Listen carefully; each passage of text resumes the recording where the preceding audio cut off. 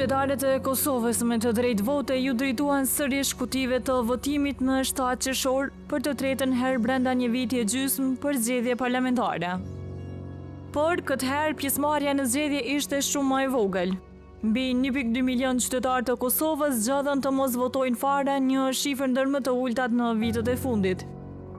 Krahasuar me zgjedhjet e dhjetorit 2025, ku përqindja e votuesve ishte 45, dalja këtë herë ishte 37.5%, dukshëm më e ulët. Kjo përqindje e ulët e daljes në zgjedhje shihet si fenomen që ka ardhur si pasojë e lodhjes politike të qytetarëve për shkak të zgjedhjeve të shpeshta dhe humbjes së besimit në partitë politike. E lëvizja vetëvendosje doli sërish partia e parë, por me rënje të numrit të votave. Sipas rezultateve preliminare të KQZ-s, në zgjedhjet e 7 qershorit, ajo mori 42.91% të votave, pasuar nga Partia Demokratike e Kosovës me 21.8%, Lidhja Demokratike e Kosovës me 17.60%, Aleanca për Ardhmërinë e Kosovës me 7.17% dhe Lista Serbe me 6.17%. Lëvizja vetëvendosje dhe PDK janë partitë që shënuan rënje të numrit të votave krahasuar me rezultatet preliminare të dhjetorit 2025. Ndërkohë, rritje të numrit të votave shënuan LDK-ja dhe Aleanca. Edhe pse në përqindje më të vogël nga zgjedhjet e kaluar dhe nga se shpriste lëvizja vetëvendosje, ajo festoi fitoren në sheshin e Prishtinës pak para mesnatës. Kryetari i kësaj lëvizje, Albin Kurti, tha para mbështetësve të tij se kjo është epoka e vetëvendosjes, me 5 fitore brenda 7 vitesh. Po ashtu, ai theksoi se do të takohet e do të bisedojë me parti tjera për të bashkëpunuar. Kjo dekadë, e unë besoj edhe shumë se kaq, është e qeverisjes së lëvizjes vetëvendosje. Prandaj edhe në këto zgjedhjet e pesta parlamentare, për më pak se 7 vjet, u dëshmua që të gjithë garojnë, shumica votojnë, e ne fitojnë. Ndonë se pret që PDK të marrë më shumë deputet se në legjislaturën e kaluar, kreu i kësaj partije, Bedri Hamza, një ditë pas zgjedhjeve tha se gara nuk ishte e barabartë. Rezultatet janë këto. Unë i uroj gjitha partitë politike që kanë qenë garë për rezultatin. Ka qenë një proces në vazhdim e disa proceseve zgjedhore. Për Partinë Demokratike të Kosovës, rezultati është kjo që është. Sigurisht se kemi prit ma shumë, kemi mujt ma shumë. Nëse i referohemi vendeve, në Kuvendin e Republikës Kosovës, unë pres që numri i deputetëve tjetë pak maj ma se sto që ka qenë në mandatin para prak. Megjithatë, ne po presim përfundimin e procesit zgjedhor, numrimin e gjitha votave dhe të shohim se ku po dalim si parti politike, po pres që aktualisht janë 24 deputet për Partinë Demokratike të Kosovës, megjithatë e presim fundin e procesit zgjedhor. Zgjedhjet kanë qenë të lira, mirë po nuk kanë qenë drejta dhe kanë qenë pa barabarta. Kanë qenë pa barabarta për shkak se është përdor paraja publike e cila sigurisht kanë ndiku edhe në rezultat.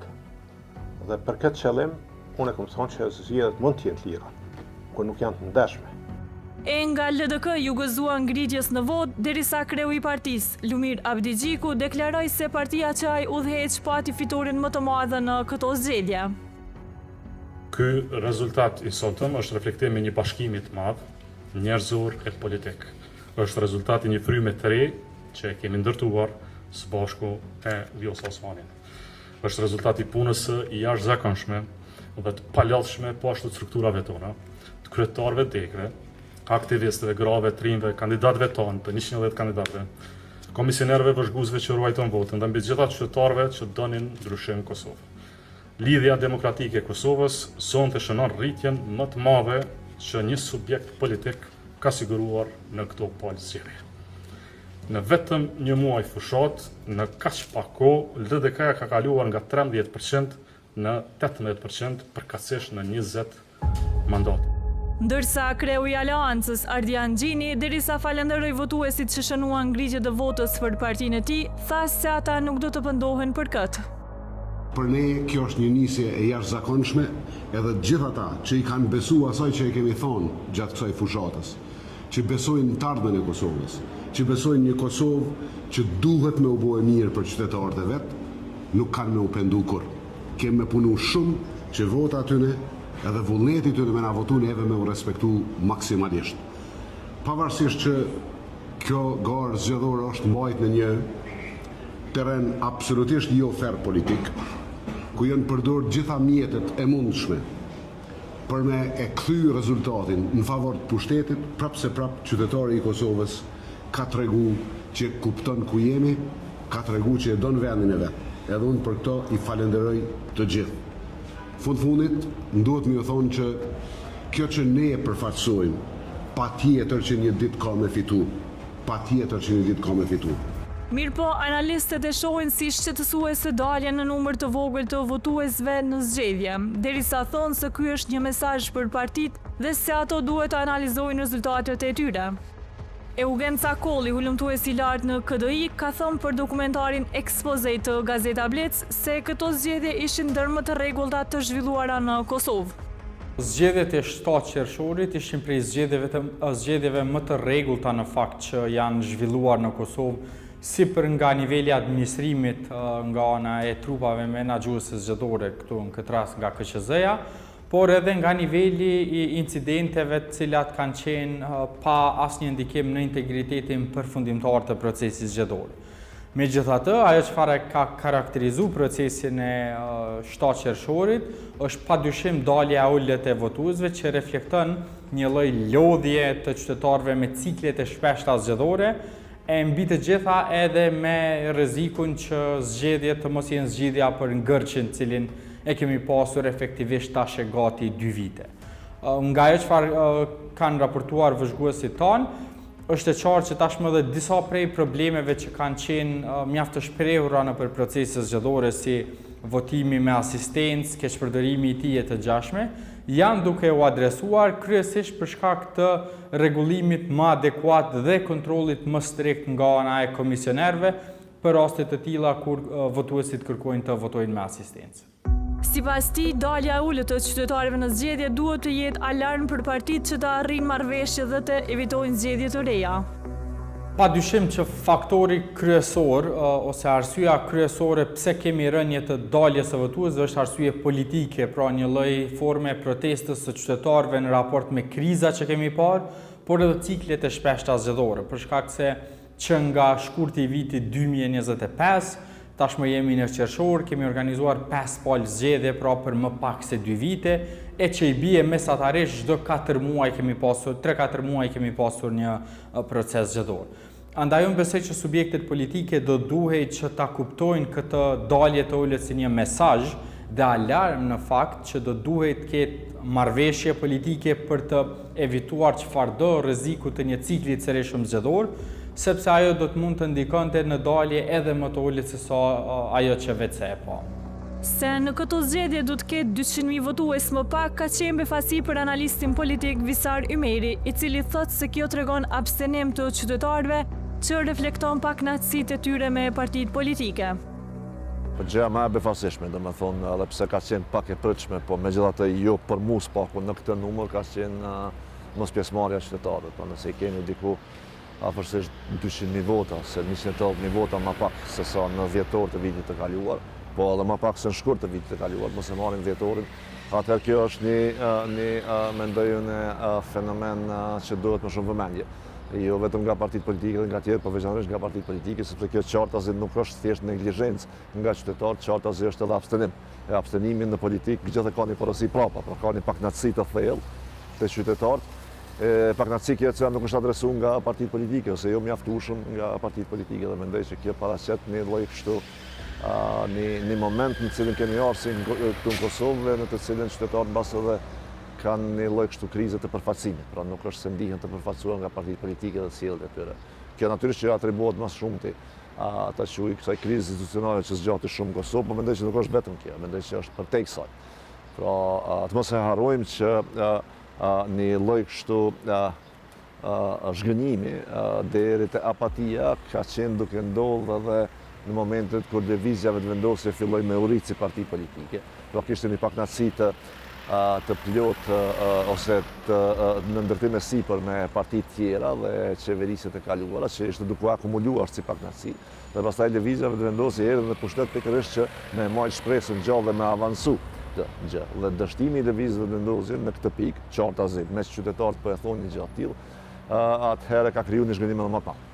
Dhe mendoj që ky zhgënjim domethënë ka marrë kohë disa të rikuperohet. Kështu që në të drejtim rezultati zgjedhor pavarësisht sa e ku të cilat parti është ndje më shumë kjo rënje e votuesve në përgjithësi, mendoj që është shqetësim për si më thon kështu besimin në procesin demokratik të qytetarëve të Republikës së Kosovës se duhet më adresu.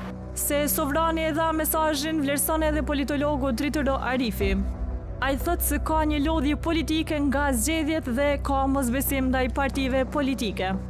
Po sovrani e dha një përgjigje shumë të mirë, ka një lodhje nga zgjedhjet për lodhje politike, ka mosbesim, ka problematika të ndryshme të cilat nuk janë adresuar për këto vite dhe kjo është reflektimi i asaj që ka ndodhur në zgjedhjet e qershorit dhe në një farë mënyre fituesi ju dha prapë edhe një mundësi vetëvendosjes, po me një mesazh të fuqishëm që vetëm kompromisi ta jep mundësinë me qeverisë. Pa kompromis nuk do të kemi qeveri. Dhe kjo është mesazhi edhe opozitës i dha një përparësi jo fitore për me blloku institucionin që për me gjetë qatë kompromisin si kulturë politike e cila përfatkeq po na mungon. Dalja e ullët e votuesve në zgjedhje është parë si befasi edhe nga analistja politike Afërdita Maliqi. Realisht unë nuk është që ka pas ndonjë befasi te unë sa i përket rezultatit zgjedhor. Kam prit një rezultat të tillë në kuptimin në renditjen e partive politike dhe kam thënë edhe më herët që mund të ketë ndryshim në numra, dikush të ketë ulje, dikush të ketë ngritje, por nuk është që ka me pas ndonjë ndryshim që neve ka me ndryshu nashta edhe skenën politike ose ndonjë ndryshim radikal. Ajo që ishte befasi në këto zgjedhje ishte numri i përqindja e ulët e pjesëmarrjes së qytetarëve në votime. Pra kemi dikon 200.000 qytetarë që nuk kanë marrë pjesë në këto zgjedhje dhe kjo tregon se në një farë forme qytetari e ka sabotuar këtë politikë, domethënë këtë klasë politike. Nuk ka qenë e kënaqur sidomos me shkuljen disa herë në zgjedhje, domethënë që në zgjedhjet e treta parlamentare brenda një vite e disa muaj. Kemi pas edhe një proces tjetër zgjedhor, 2 palë balotazhin edhe zgjedhjet e rregulla lokale dhe janë lodhur qytetarët tu mos pas zgjidhje. Dhe kjo po besoj që ka ndikuar që të ulet edhe pjesëmarrja në përqindjen e qytetarëve. Sipas saj, kjo ka ardhur për shkak se politikanët nuk po gjejnë zgjidhje dhe nuk po bashkëpunojnë për të krijuar institucionet dhe po e dërgojnë vendin shpesh në zgjedhje. Përderisa ti vazhdon me pas zgjedhje dhe nuk ki zgjidhje, atëherë është, domethënë, kjo është një lloj sabotimi që merr në vesh partitë politike. Vetë vota e qytetarit ka tregu që nuk ka tregu partive politike që duhet të merren vesh, duhet të bashkëpunojnë për proceset të rëndësishme të Kosovës, duhet të bashkëpunojnë për institucionet të Kosovës, për krijimin e institucioneve të Kosovës dhe nuk duhet që çdo 6 muaj të shkojmë ne në zgjedhje. Domethënë, kjo ka qenë sinjal i qartë për partitë politike, sepse ne kemi dëgjuar edhe më herët. Po i marrim çdo zgjedhje, po ndoshta shkojmë sërish në zgjedhje në shtator. Domethënë, kjo ka ndikuar në rënien e përqindjes së pjesëmarrjes në këtë zgjedhje. Rezultatin zgjedhor të partive e ka komentuar Cakolli nga KDI, teksa flet edhe për ndarjen e mandateve të partive në kuvend.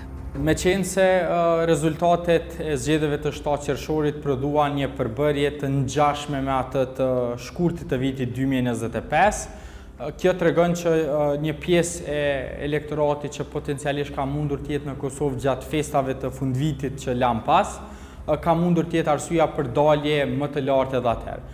Sidoqoftë tashmë, kur janë numëruar dhe verifikuar mbi 50% apo gati 60% të vendvotimeve, duke që rezultati preliminar vetëse do të konfirmohet, kurse ajo çfarë mbetet të shihet është cili do të jetë ndikimi i votave jashtë vendit dhe i votave me kusht në rezultatin përfundimtar.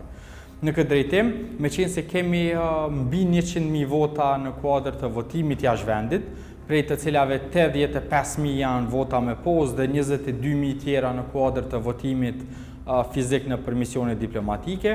Këto pa dyshim që do të keni impakt në rezultatin përfundimtar zgjedhor dhe në ndarjen e mandateve, duke ditur që lëvizja vetëvendosje zakonisht performon shumë mirë në kuadër të votimit jashtë vendit, e madje në zgjedhjet e vitit që lan pas, pra në 10 orë, kishte siguruar përkraje prej mbi 85% në misione diplomatike dhe mbi 70% në kuadër të votimit me postë. Që në kupton se në një skenar kur një përkraje e tillë do të përsëritej, me këto 100.000 vota sa kemi në lojë aktualisht, lëvizja vetëvendosje mund të shkojë deri në 5 deputet e të shkojë deri në 53 sosh, pra deri në fund të mandatit. Sidoqoftë, kjo do të varet shumë edhe nga performanca e subjekteve tjera politike, në veçanti e Lidhjes Demokratike të Kosovës, e cila ka pasur më së shpeshti variacione në kuadër të përkrajes nga diaspora. Ta zëm në shkurt ka pasur rreth 25% përkraje në kuadër të votimit me postë, ndërsa në 10 orë vetëm 10%. Pra, do të ketë shumë rëndësi se çfarë përkraje do të ketë ky subjekt, e kjo pastaj do të jetë përcaktuese edhe për numrin e mandateve e potencialisht edhe për formimin eventual të institucioneve të reja. Ndërsa, sipas Merit, jo të gjitha partitë janë goditur njësoj në zgjedhje, teksa Vetëvendosje dhe PDK kanë pësuar rënje të numrit të votave, ndërsa LDK e AK rritje. Për këtë fundit thotë se ka qenë një befasi e këndshme. Shihet që jo të gjitha partitë politike janë goditur në mënyrën e njëjtë nga kjo. Pra, disa parti politike kanë arrit me gjithatë që me pas një rritje, edhe pse jo në përputhje me potencialin cilin e kanë pas, ose me investimet që i kanë bërë. Disa parti, pastaj sikur lëvizja vetëvendosje, edhe PDK-ja si e dyta pas saj, e kanë marrë një goditje kogja shumë në humbjen e votave, si vot absolute.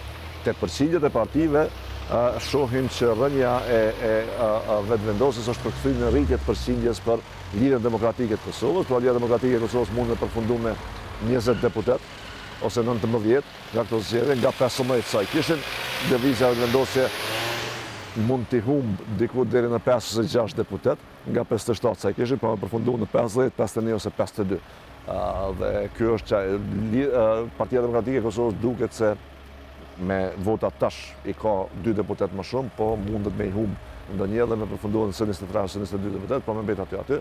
Mendoj që një prej kështu fituesve të këtyre zgjedhjeve në aspektin e jo vetëm mbrojtjes për rritjes të votës në kushte dhe rrethana jashtëzakonisht vështira, ka qenë Aleanca për Armërinë e Kosovës, e cila është goditur jashtëzakonisht shumë nga lëvizja vetëvendosje për një kohë gjatë, sikur partia që nuk do ta kaloj pragën kështu me radhë. Jo vetëm që e kaluan pragën, por edhe u rritën.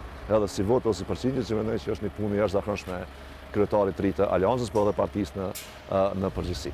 Kështu që në tërësi, nëse e përmbledhim rezultatin zgjedhor, është i mirë sepse krijon kushte për një normalitet politik, për një demokraci më të madhe në qeverisje, me që pamundson qeverisje një partijake. Edhe po të lexohet drejt do ta pamundsonte, edhe do ta bënte të palevërdishme sjelljen arrogante të kryeministit Kurti dhe vendosjes që kemi pasur këtyre viteve të fundit. Po pastaj është negativ që qytetarët nuk po e shohin më procesin zgjedhor si mundësi për ta me ndryshuar diçka në Kosovë. Megjithatë, ai nuk ka pritur një numër të tillë të votave për vetëvendosjen, teksa thotë se ka pritur rënje më të madhe. Në analizën e tij për ekspoze, Visari Meri vlerëson se nuk e kupton dëshkimin që votuesit i kanë bërë PDK-s, ndërsa thotë se ka pritur që efekti i Vjosa Osmanit në listë të ndikojë për ngritje më të madhe të LDK-s. Rënja e vetëvendosjes në numër të votave, po edhe në përqindje dhe pastaj në numër të deputetëve, nuk është definitive. Nuk e dim sakt se si kam të përfundu, me që për i presin votat nga gata. Mirë po, për që do të ketë rënje, është unë e s'paku e kom prit dhe e kom dit. Unë e kom mendu që rënja kam e qenë pak më madhe, nuk doli ashtë e madhe sa e kom pritune, sepse kur të analizosh një parti politike, të analizosh në bazë të sjelljes, në bazë të qeverisës dhe nëse i kitë të gjitha këto gabime, atë natyrisht ndëshkimi nga qytetarët do duhet ishte më i madh. Çfarë po ndodh në Kosovë është që rënja e si më thon, kënaqësmërisë, ta zëm në rast me pushtetin me vetëvendosjen, nuk po përkthehet në mënyrë të drejtë në pëlqim për partitë opozitare. Mendoj që ky është çaj hendeku i cili ka një domethënie pak më të madhe politike se sa që kanë votat e partive të qeverisë. Por mua ka qenë jashtëzakonisht e çuditshme rënja në vota e Partisë Demokratike të Kosovës, nuk e kom prit fare dhe nuk e kuptoj pse për shembull një votues i PDK-s vendos me ndëshku partinë e vet. Se po kishte qenë pushtet e kisha kuptuar, por në opozitë Kjo është pak e çuditshme dhe mendoj se Partia Demokratike e Kosovës do të analizu mirë dhe me dalë me një shpjegim domethënë pse është kjo rënje që nuk është e vogël në numër, është gati se 40.000 vota. Tash natyrisht këtu pe marr parasysh rënjen e përgjithshme se ajo e afekton secilin parti. Mirë, po është një humbje domethënë se votave. Për mu efekti i zonjës Osmani në LDK, po mendoj që ka me qenë i madh. Është vështirë tash me analizu sa ka qenë sakt, nuk është e saktë ajo që po thuhet që i ka shtu vetëm 3.000 vota, sepse të mos harrojmë që nëse vetëvendosja PDK-ja është godit nga ulja e trupit ose numrit të votuesve në përgjithësi, në njëjtën goditje do ta absente Lidhja Demokratike e Kosovës, mirë po ajo arriti që me rrit pak votën përkundër kësaj rënje të përgjithshme, kështu që ne kupton që vota ka qenë shumë më të mëdha, po nuk janë në përputhje me pritjet që i kanë pas besoj në as Lidhja Demokratike e Kosovës, as përgjithësisht qytetarët e Republikës së Kosovës, por Lidhja Demokratike e Kosovës nuk ka arritur me dalë spakun në vendin e dytë, ka mbetë në vendin e tretë. Ndërkohë që prapë po them, befasi pozitive është rritja e aleancës dhe shtimi i numrit të deputetëve të aleancës në parlament. Edhe për drejtori Arifin është befasi përqindja e madhe e dhënë vetëvendosjes, çka thotë se është e pamerituar. Jo, për mua është befasi vetëm numri i madh i përqindjes së vetëvendosjes, sepse duhet kuptuar vetëvendosja ka në pushtet që 6 vite, nuk është tash. Prandaj rritja në vitin 2021 ka qenë e kuptueshme, e natyrshme, inercion, ndryshim, nevojë për gjithçka, që ka qenë shumë e qartë. Por vitin 2026 me 42% plus pa votat e diasporës, po mendoj që është përqindje e lartë, pra mendoj që përqindje jo e merituar, për shkak sepse s'kam prodhu asnjë projekt transformues për shoqërinë kosovare. Po ta kishim bërë një gjëra të ndryshme, ndonjë mega projekt, kishte me qenë shumë e kuptueshme. Por për shkak të mos konsistencës në projekte dhe ide, atëherë mendoj që është fitore jo e merituar. Ndërsa sa i përket partive të tjera, ai thotë se rezultatet kanë qenë të pritshme. Opozita ka qenë e pritshme sepse megjithëse se i kanë bërë disa reforma, po kanë qenë sipërfaqësore sepse nuk ka debate serioze brenda partisë, gardë, mendime, konkurrenca, pra në farë mënyre kanë dashur me kamuflu disa reforma me disa emra, por ato reforma nuk janë organike, janë artificiale, janë organike sepse bën momentet fundit vetëm para zgjedhjeve, pra realisht gara sa do duhet të ishte, sa do duhet të fillonte ajo gara për zgjedhjet e ardhshme. Pra një platformë, një ndryshim më i thellë, pra ku deg duhet të kenë më shumë, po themi zë. Pra duhet të kemi edhe një decentralizim të partive, pra ku deg qyteteve marrin më shumë peshë. Pra opozita në një komunë e udhëheq, komunën mirë për në zgjedhjet nacionale, partia tjetër i merr shumicën e votave. Ky disproporcion edhe i besimit është çështje që duhet analizuar jashtëzakonisht shumë. Kurse për LDK-n me Vjosa Osmani në listë, Arifi e sheh si jo të shëndetshëm rikthimin e saj në këtë parti, teksa thotë se pavarësisht rritjes, LDK sërish doli e treta. Po kjo ka qenë një rikthim i jo i shëndetshëm, për shkak sepse edhe rezultati e dëshmoi një gjë të tillë, edhe pse numerikisht po na duket një ngritje, por ajo ngritje ka ndodhur vetëm si pasojë e mosdaljes së qytetarëve, se po të kishin dalë qytetarët, edhe nëse shohim ritmin e fitores së VV-s, ndoshta kishim qenë në numrat e njëjtë që kemi pas në dhjetor. Pra realisht minimalisht LDK-ja ka pritur të dalë e dyta, maksimalisht normalisht një fitore vendi i parë, sepse këto janë ato pritshmëritë e partive, vendi i parë ose i dytë, por i treti, pavarësisht sa janë afër PDK-s, mendoj që nuk është arrit qëllimi as minimal, dhe kjo tregon që ka mungesë të thellë të leadershipit në lidhjen demokratike dhe po tregohet që ka edhe guxim intelektual për t'i ndaluar dhe për t'i treguar disa gjëra si janë apo si se duhet të ishin. Në anën tjetër, sipas Maliqit, qytetari tregoi Kurtit e Osmanit se nuk mund ta dërgojnë vendin vazhdimisht në zgjedhje dhe t'i fajsojnë partitë opozitare. Ajo për ekspoze thekson se Osmani i bëri vetes autogol dhe mori këtë rezultat. Unë mendoj që qytetari edhe Kurtit edhe Osmanit ju ka treguar se nuk e keni mirë. Pra, të dalësh, të jesh fajtori kryesor, që të bësh 3 palë zgjedhje, 2 palë zgjedhje, se zgjedhjet e Shkurtit kanë qenë zgjedhje të rregullta, dhe të mundosh vazhdimisht që lësh partive ish opozitare pajë, ndërkohë që ti ki përqindjen më të madhe në pushtet, kjo tregon që ti je fajtori. Domethënë, edhe qytetarit ka kuptuar që ti je fajtori. Pavarësisht që ai sërish ka dalë i pari, por nuk e ka arrit atë pretendimin që ka pas 600.000 vota, sa ka kërkuar, në kuptimin që me i pas të gjitha institucionet në mbiqyrje. Në anën tjetër, Vjosa Osmani, unë e kam thënë edhe më parë, ajo gjithë shka që ka bërë për interesat veta personale. Vjosa Osmani sikur mos t'ishte dalë në për intervista dhe t'jepte autogol vetës e vetë, ndoshta kish pas një rezultat tjetër, sepse njerëzit që menu që është okej, duhet që në pas mendimin për Vjosën si që e kanë pas më herët. Mirë po, ajo t'u dalë në për intervista dhe t'u tregu që në një anë, thoshte që ne kemi pas një marrëveshje me Albin Kurtin me rrugtu bashkë edhe në 10-15 vitet e ardhshme, por ai më tradhtoi mua dhe në anën tjetër thoshte që ky është i rrezikshëm për Kosovën se ka bërë këto që është në dëm të Kosovës. Atëherë lind ty pyetja, qysh një presidente që i ka ditë të gjitha këto probleme që kanë qenë në qeverisjen e Albin Kurtit që e kanë rreziku imazhin e Kosovës, nuk e reagu dhe ke tentu sërish me qenë presidente prej tij. Atëherë kjo për qytetarin që ka qenë që ajo ka interesin e vetë personal. Por sa pritet që këto zgjedhje të jenë zgjidhje, që partitë të bashkëpunojnë dhe të mos shkohet sërish në zgjedhje të tjera. Eugen Cakolli thekson se këto mund të mos jenë zgjedhjet e fundit për këtë vit, duke ditur qëndrimet e partive dhe mundësinë që ato të ndryshojnë qëndrimet. Fatkeqësisht, arsyeja kryesore pse ne nuk kemi arritur që të krijojmë institucione plotësisht funksionale për gjatë 2 viteve të fundit, ka qenë mungesa e vullnetit dhe gatishmërisë politike për të arritur marrëveshje.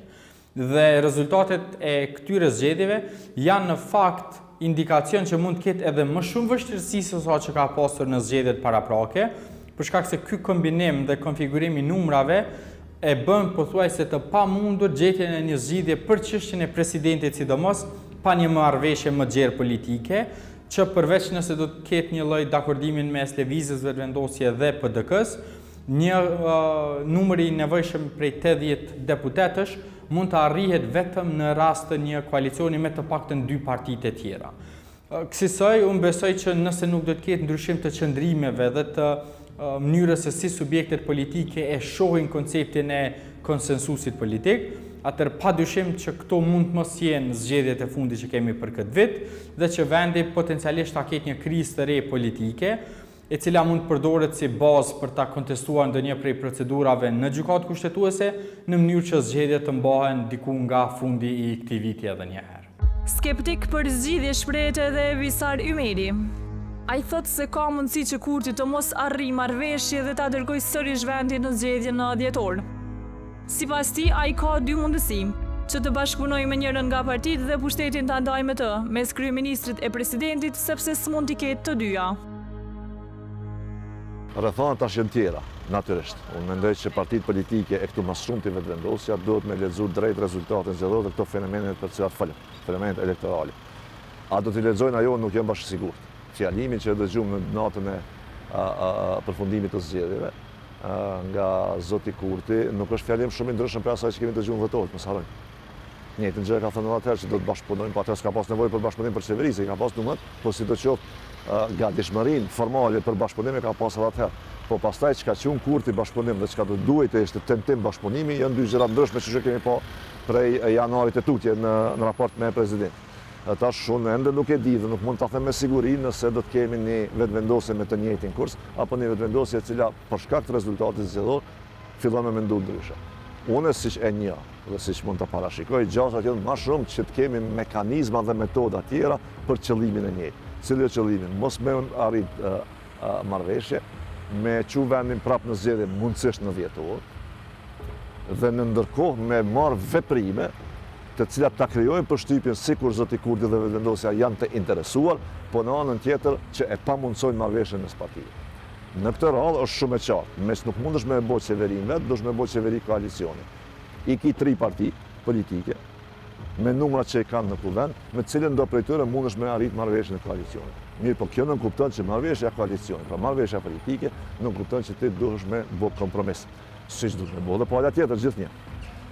Kurti mendon që marrëveshja politike, me që ai ka dominancë votave, mund të jetë vetëm ajo marrëveshje politike në të cilën vetëm pala tjetër bën kompromis. Kështu marrëveshje nuk ka. Pra, për me e konkretizu dhe thjeshtëzu, janë dy pozita të rëndësishme për cilat po flasim sot për politikën e Kosovës, kryeministri dhe presidenti. Në marrëveshje, vetëvendosja do të me qenë e gatshme, që me e majtë njënën për të ne. Natyrisht, vetëvendosja shkon për kryeministrin, sepse kryeministrin e dënë edhe Zoti Kurti dhe partia në përgjithësi. Në rregull, presidentin ja jep partisë tjetër. Nëse presidenti duket shumë i rëndësishëm, atëherë jepja kryeministrin partisë tjetër. Dhe na kemi kombinime të tilla gjithandaj në për historinë elektorale të Republikës Kosovës. Gjëra pozitive në këtë drejtim nuk pret as Arifi, teksa thotë se janë lojtarë të njëjtë që vetë se e njohim.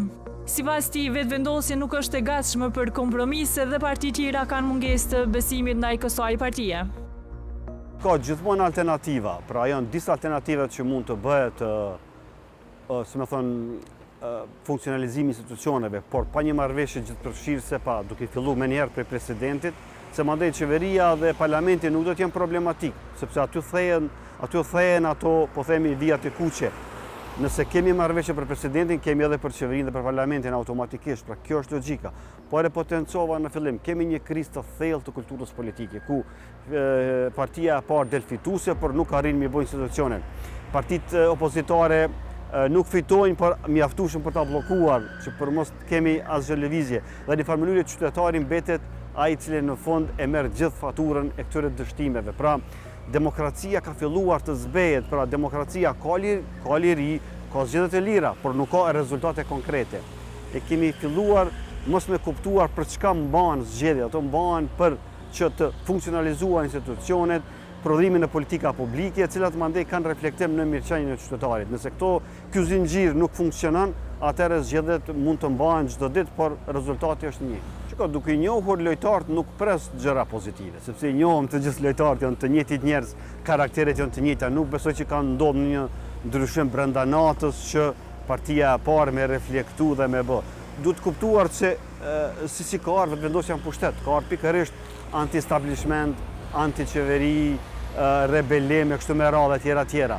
Dhe një farë mënyrë tash identiteti i saj i dytë më shumë është qeverisja, por kompromisi nuk shquhet si adut i fuqishëm i vetëvendosjes. Dhe kështu që këtu e shoh problematikën më të madhe, është e gatshme vetëvendosja të bëj kompromise. Besoj që partitë tjera ndoshta janë të gatshme, por edhe ato e kanë një pikë pyetje të madhe sepse është dëmtu kredibiliteti gjatë rrugës i vetëvendosjes. Pra, edhe nëse bëhet qeverisja me një koalicion, aso do të zgjasë ajo. Pra kjo është pikpyetja që ata nuk i besojnë, sa mas 2 muajve mund të prishet prapë qeverisja, ndërsa kemi një president, edhe nëse nuk është i vetëvendosjes, qeverisja Kurti mund të vazhdoj edhe pa ndonjëherë nga koalicioni, sepse duhen 61 vota, që besoj që këto mund t'i kemi. Pra këto mosbesime kanë kriju këtë krizë politike që e kemi që sa vite. Se mund të kemi sërish zgjedhje këtë vit, mendon edhe analistja Maliqi. Sipas saj, për marrëveshje duhet vullnet e konsensus politik nga të gjitha partitë. Është pak problem se ende nuk është rezultati final dhe ende nuk i kemi votat e diasporës me pasë, si do të ndanë përqindja e votave të diasporës. Mirë po pa një konsensus politik, ne nuk mund të kemë president, për shkak se të gjithë e dim që presidenti i duhen 80 vota, dhe më thonë 2/3 e deputetëve të pranishëm, dhe është problematike me mi bë 80 vota pa lëvizjen vetëvendosje. Pra duhet vullnet, konsensus politik i të gjitha partive politike. Për qeverinë, tash nuk e di, po them njerë si do dalin numrat në fund, por nëse ka mundësi partitë ish opozitare mi pas numrat dhe me bë qeverinë, unë mendoj që nuk duhet të me lëshu rastin. Pavarësisht se mund të na presë në një pas zgjedhje për shkak se nuk mundemi me zgjidh presidentin. Mirë po mos të harrojmë, është shumë jetike që buxheti i shtetit të menaxhohet nga dikush tjetër, jo nga partia që është në ende në pushtet për shkak se është ushtruese e detyrës, dhe ne kemi pasur si po vepron me buxhetin e shtetit. Pra po qet në çdo para zgjedhje po qet vitra për ato i quaj unë vitra, se nuk është ta zgjidh problemin 100 eurë për kategori të ndryshme sociale, për student, për i ka premtu për sektorin privat, dhe këto nuk është se zgjidhin problemin. Problemet i zgjidhin politikat afatgjate. Derisa vazhdon numërimi i votave dhe presim rezultatet përfundimtare nga KQZ, shpresat janë që këto zgjedhje të sjellin zgjidhje për formim të institucioneve dhe që vendi të mos shkojë sërish në zgjedhje, gjë që do t'i kushton të vendit në shumë aspekte.